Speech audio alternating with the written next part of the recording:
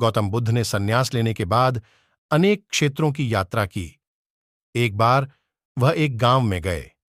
वहां एक स्त्री उनके पास आई और बोली, आप तो कोई राजकुमार लगते हैं। क्या मैं जान सकती हूं कि इस युवावस्था में गेरुआ वस्त्र पहनने का क्या कारण है? बुद्ध ने विनम्रतापूर्वक उत्तर दिया कि कुछ प्रश्नों के हल ढूंढने के लिए उन्होंने संन्यास लिया।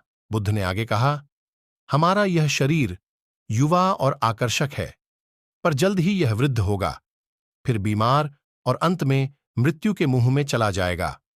मुझे वृद्धावस्था, बीमारी और मृत्यु के कारणों का ज्ञान प्राप्त करना है। बुद्ध के विचारों से प्रभावित होकर उस स्त्री ने उन्हें भोजन के लिए अपने घर आमंत्रित किया। शीघ्र ही यह बात पूरे गांव में फैल गई। गांववासी बुद्ध के पास आए और आग्रह किया कि आप उस स्त्री के घर भोजन करने न जाएं। वह चरित्रहीन है। बुद्ध ने गांव के मुखिया से पूछा, क्या आप भी मानते हैं कि वह स्त्री चरित्रहीन है? तब मुखिया ने कहा, वह सचमुच बुरे चरित्र वाली स्त्री है, आप उसके घर न जाएं। फिर बुद्ध ने मुखिया का दायां हाथ पकड़ा और उसे ताली बजाने को कहा। मुखिया ने कहा, एक हाथ से ताली नहीं बजा सकता, क्योंकि मेरा दूसरा हाथ आपने पकड़ रखा है।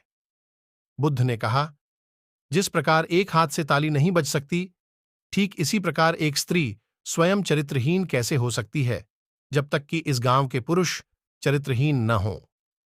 अगर गांव के सभी पुरुष अच्छे होते तो वह स्त्री ऐसी न होती। इसलिए उसके चरित्र के लिए यहां के पुरुष हैं। लेकिन आजकल हमारे समाज के पुरुष लज्जित नहीं, गौरवान्वित महसूस करते हैं, क्योंकि यही हमारे पुरुष प्रधान समाज की रीति और नीति है। यह सुनकर सभी गांववासी लज्जित हो गए।